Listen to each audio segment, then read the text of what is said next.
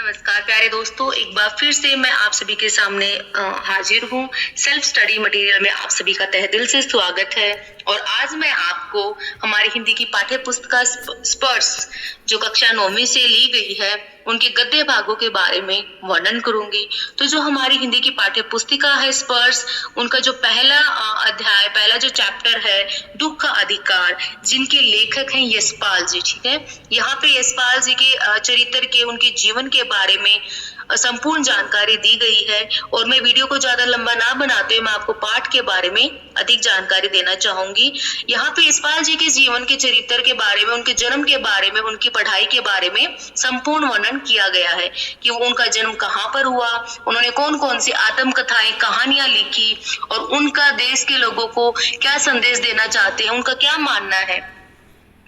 तो उन्होंने अपनी कहानी में संपूर्ण रूप से दर्शाया गया है कि क्या एक गरीब होने के नाते, क्या गरीब व्यक्ति अपने दुख के बारे में किसी को बता नहीं सकता, क्या एक अमीर व्यक्ति ही अपने बारे में सबको बता सकता है। ऐसा तो नहीं कि हम गरीब हैं तो हमें दुखी होने का भी अधिकार नहीं है, या फिर हमें हमारा शोक को किसी के सामने प्रकट करने का भी कोई अधिकार नहीं है। तो उनकी कहानी के द्वारा, चलो आइए मैं आप सभी को बताती हूँ कि उन्होंने अपनी कहानी में किस प्रकार दुख के अधिकार के बारे में वर्णन किया गया है।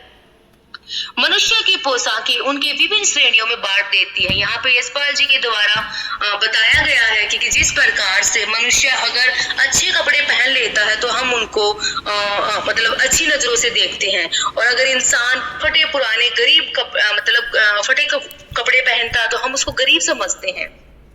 हम लोगों का मानना है कि इसके पास तो कुछ भी नहीं है, ये तो बहुत गरीब है, इसलिए हम उनको ज्यादा इम्पोर्टेंस नहीं देते हैं। तो यशपाल जी का मानना है कि यहाँ पे जो हमारी पोशाकें हैं, हमारे जो वस्त्र है, उसके द्वारा हम लोगों के कैरेक्टर को जज करते हैं। वो इंसान को दो भागों में बांट देता है। प्राय पोशाकें ही समाज में मनुष्य का अधिकार और उसका दर्जा निश्चित करती हैं। वे हमारे लिए अनेक दरवाजे हैं, वो बंद दरवाजे भी खोल देती है। परंतु कभी कभी ऐसी भी परिस्थिति आ जाती है कि हम जरा नीचे झुककर समाज की निचली श्रेणियों की अनुभूति को समझना चाहते हैं। उस समय यह पोशाक ही बंधन और अड़चन बन जाती है। जैसे वायु की लहरें कटी हुई पतंगों का सहसा भूमि पर नहीं गिर जाने देती, उसी तरह से खास परिस्थितियों में हमारी पोशाक है हमें झुक सकने के लिए रोक सकती है। यहाँ पे यशपाल जी ने बताया है कि हमारा जो मनुष्य है वो हमारा आप एक दूसरे का कैरेक्टर है वो हमारे वस्त्र से जज करता है, हम लोगों को दो भागों में बांट देता है। फॉर एग्जाम्पल, अगर मैंने कोई अच्छे पैंट कोट या फिर ऐसी साड़ी डाली है, अच्छे से मैं रेडी होकर कहीं जा रही हूँ, तो लोग मुझे मेरे कपड़ों से जज करते हैं कि इनका बैकग्राउंड कैसा है ना। वैसे ही अगर कोई इंसान फटे पुराने कपड़े पहना हुआ है तो हम उनको नीच जाति के लोग समझते हैं, उनको बिल्कुल गरीब समझते हैं। तो यहाँ पर अगर हम उनको कुछ समझना भी चाहते हैं, सपोज हम कभी उनके पास जाकर उनसे बातें करना चाहते हैं, लेकिन हम उनके कपड़ों को देखकर रुक जाते हैं, तो हम सोचते हैं कि ये तो बहुत गरीब है, इनसे क्या बातें करना, है ना। तो यहाँ पे यशपाल जी ने क्लियरली बताया है कि किस प्रकार से लोग एक दूसरे के कैरेक्टर को जज करते हैं। बाजार में फुटपाथ पर कुछ खरबूजे डलिया में और कुछ जमीन पर बिक्री के लिए रखे जान पड़ते थे। तो वहां पे मार्केट में कुछ खरबूजे किसी ने रखे हुए थे, किसने रखे हुए थे, कुछ तो टोकरी में रखे थे और कुछ जमीन के ऊपर बिखरे हुए थे। खरबूजों के समीप एक अधेड़ उम्र की औरत बैठकर रो रही थी। वहां पर एक मतलब वो एक ज्यादा बूढ़ी भी नहीं थी और बिल्कुल जवान भी नहीं थी, वो वहां पर उनके पास बैठी बैठी रो रही थी। वो क्यों रो रही थी? शायद कोई ना कोई उनको प्रॉब्लम थी ना, इसकी वजह से। खरबूजे बिक्री के लिए थे तो वो वहां पर क्या कर रही थी, वो खरबूजों को बेचने के लिए बैठी थी, परंतु उन्हें खरीदने के लिए कोई कैसे आगे बढ़ता। ऐसी क्या वजह थी जिसकी वजह से लोग उन्हें खरीदना नहीं चाहते थे? खरबूजों को बेचने वाले के कपड़े से मुंह छिपाए, सिर को घुटने में रखे फपक फपक कर रो रही थी। मतलब उस जो स्त्री थी उसके जो कपड़े थे वो बिल्कुल फटे पुराने थे, जिसे देखकर लोग उससे कुछ भी खरीदना नहीं चाहते थे। और वो जो अधेड़ उम्र की स्त्री थी वो वहां पर बैठकर रो रही थी। पड़ोस की दुकानों में तख्तों पर बैठे बाजार में खड़े लोग घृणा से उसी स्त्री के संबंध में बातें कर रहे थे, और जो भी आने जाने वाले लोग थे जो वहां पे पड़ोस में बैठे थे वो सब उस लेडीज के बारे में बहुत बुरी बुरी बातें कर रहे थे। उसी स्त्री का रोना देखकर मन में एक वैसा सी उठी कि उसके रोने का कारण जानने का उपाय क्या था। वो जानना चाहते थे, जो लेखक हैं उन्होंने बताया कि जानना चाहते थे कि वो स्त्री क्यों रो रही है, उनके रोने का कारण क्या है। फुटपाथ पर उनके समीप बैठ सकने में मेरी पोशाक ही व्यवस्थान बन खड़ी हुई थी। अब जो लेखक थे उन्होंने बहुत अच्छे से कपड़े पहने हुए थे, वो बहुत अच्छे से रेडी होकर जा रहे थे कहीं पे। जब उन्होंने देखा कि अधेड़ उम्र की औरत फुटपाथ पे बैठकर रो रही है, तो वो उनसे पूछना चाहते थे, लेकिन जो उनके कपड़े थे जिसकी वजह से वो वहां पर उनसे कुछ पूछ नहीं पाए। वो उनसे बैठकर कुछ पूछ नहीं सकते थे क्योंकि वो बहुत अच्छे कपड़े पहन कर रखे थे और उनके मन में यही था कि लोग मुझे इनसे बातें करते हुए देखेंगे तो मेरे बारे में क्या कहेंगे। एक आदमी ने घृणा से एक तरफ थूकते हुए कहा, क्या जमाना है, जवान लड़के को मरे पूरा दिन नहीं बीता और बेहदा दुकान लगाकर बैठी है। तो जो स्त्री थी उसका जो बेटा था उसकी डेथ हो गई थी, जिसकी वजह से उस मजबूरी में आकर उसे अपने घर खर्च के लिए वहां पर बैठकर खरबूजे बेचने पड़े। लेकिन उससे खरबूजे कोई भी नहीं ले रहा था। लोग गलत गलत तरह की बातें बोल रहे थे, उनके बारे में बहुत बुरी बुरी बातें फैला रहे थे। दूसरे साहब अपनी दाढ़ी खुजाते हुए कह रहे हैं, अरे जैसी नियत होती है अल्लाह उसे वैसी ही बरकत देता है। मतलब हर कोई इंसान उसके बारे में गलत बोल रहा था। किसी ने भी उनके पीछे का कारण जानने की कोशिश नहीं की, बल्कि उनके लिए बहुत बुरी बुरी बातें कही कि जो लोग जैसे करते हैं भगवान उन्हें वैसे ही उनके साथ में करता है। सामने के फुटपाथ पर खड़े एक आदमी ने दिया सिलाई की तिली में कान खुजाते हुए कहा, अरे इन लोगों का क्या है, ये कमीने लोग रोटी के टुकड़ों पर जान देते हैं। इनके लिए बेटा बेटी कसम लुगाई धर्म ईमान और सब रोटी का ही टुकड़ा है। उनका मानना था कि इन लोगों के लिए रिश्ते नाते कोई भी इम्पोर्टेंस नहीं है, उनके लिए कुछ भी महत्व नहीं है। सिर्फ उन लोगों को रोटी से मतलब होते, उन लोगों के लिए कमाई से मतलब होता है, उन्हें किसी भी चीज के लिए कोई मतलब नहीं है। तो क्या हम लोगों का ये मानना उचित है कि गरीब लोगों को दुख नहीं होता, उन लोगों को कोई अधिकार नहीं होता कुछ करने का, किसी की भी मजबूरी हो सकती है? ऐसा तो नहीं है कि सिर्फ अमीर लोगों की ये मजबूरी हो सकती है, नहीं, गरीब को भी पूरा हक है, वो अपनी इच्छा के अनुसार कुछ भी काम कर सकता है ना। वो अपना कोई भी किसी भी प्रकार का दुख है उसको लोगों के सामने वो प्रकट नहीं कर सकता, लेकिन उन्हें मजबूरी में काम तो करना पड़ता है। परचून की दुकान पर बैठे लाला जी ने कहा, अरे भाई उनके लिए मरे जिए का कोई मतलब नहीं है, उन्हें धर्म ईमान का कोई भी ख्याल करना चाहिए। जवान बेटे को मरे 13 दिन का सूतक होता है, वहां सड़क पर बाजार में आकर खरबूजे बेचने बैठ गई है।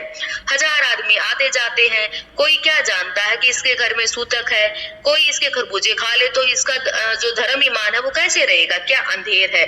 मतलब लोगों का कहना था कि इनके बेटे को मरे हुए 13 दिन भी पूरे नहीं हुए हैं और वो लेडीज है वो आकर बाजार में मार्केट में आकर वो खरबूजे बेच रही है, वो तो कमाई कर रही है। लेकिन किसी ने उनके पीछे जो दुख था, जो कारण था वो जानने की कोशिश नहीं की, उसकी हेल्प करने की कोशिश नहीं की, बल्कि उन्हें बुरी बुरी बातें कही। पास पड़ोस की दुकानों में पूछने से पता चला कि उनका 13 बरस का जवान लड़का था, घर में बहू पोता पोती है। लड़का शहर के पास 1.5 बीघा पर जमीन में कचियारी करके परिवार का निर्वाह करता था। खरबूजों की डलिया बाजार में पहुंचाकर कभी लड़का स्वयं सौदे के पास बैठ जाता तो कभी वो अपनी उसकी माँ बैठ जाती। लड़का परसों सुबह मुंह अंधेरे बेलों से पके हुए खरबूज चुन रहा था कि गीली मिट्टी के तरावट में विश्राम करते हुए एक सांप ने लड़के के पैर को पकड़ लिया। मतलब जो सांप था, जब वो लड़का खरबूजे लेने खेत में गया तो अंधेरे के टाइम पर वहां पर जो स्नेक था, जो सांप था, उसने लड़के के पैर को काट लिया और सांप के काटने की वजह से लड़के की जो मृत्यु हो गई।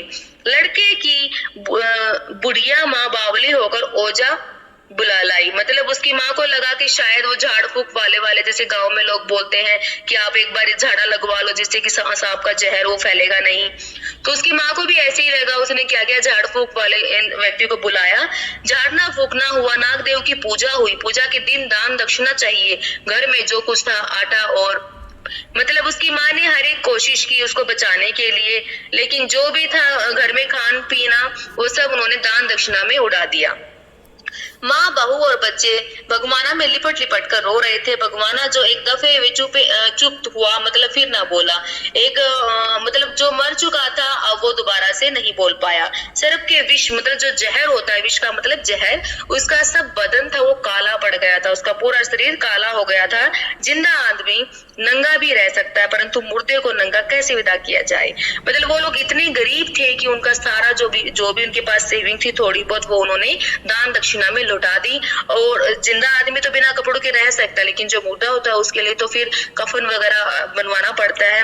कपड़े वगैरह डालने पड़ते ना, तो उसके लिए जो बाजार की दुकान नया कपड़ा लाना ही होगा, चाहे वो उसकी माँ के हाथों में छन्नी कफमा ही क्यों ना बिका जाए। मतलब आप उसके लिए तो कोई ना कोई कपड़ा लाना पड़ेगा, तभी उसको दफनाया जाएगा या फिर उसको जलाया जाएगा। भगवाना परलोक चला गया, वो जो उनके बेटे का नाम क्या था, भगवाना था।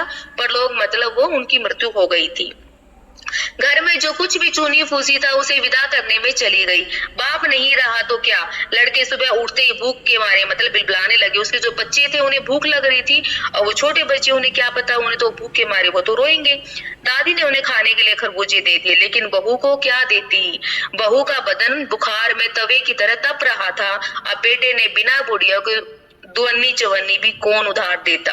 मतलब अगर बेटा होता तो लोग बच्चों को देखकर उनको थोड़े बहुत पैसे उधार मिल भी जाते हैं, लेकिन उन्हें पता है कि इनका जवान बेटे की मौत हुई है और वो गरीब है, वो कहाँ से पैसे चुकाएगी, इसलिए कोई भी उन्हें पैसे भी उधार में नहीं देता। बुढ़िया रोते रोते और आंखें पोंछते भगवाना के बटोरे में हुए खरबूजे डलिया में समेटकर बाजार की ओर चली, और चारा भी क्या था, उसके पास और कोई भी उपाय नहीं था। उसने खरबूजों को इकट्ठा किया और वो मार्केट में बेचने के लिए चल पड़ी।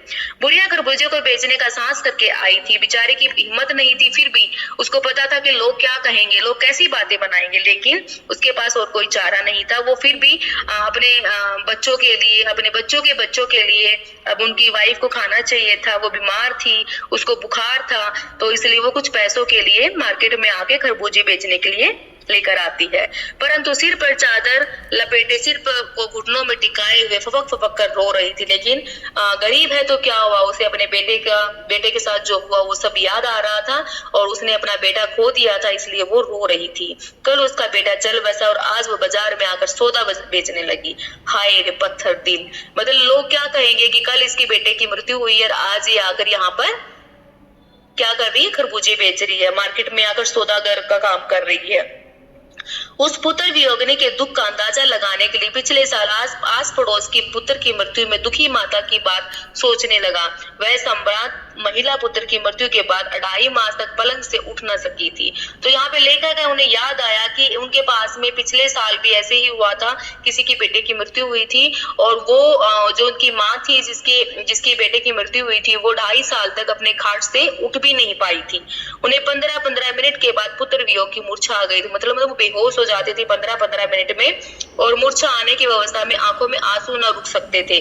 बेहोश होकर वो रोते रोते मतलब बेहोश हो जाती थी।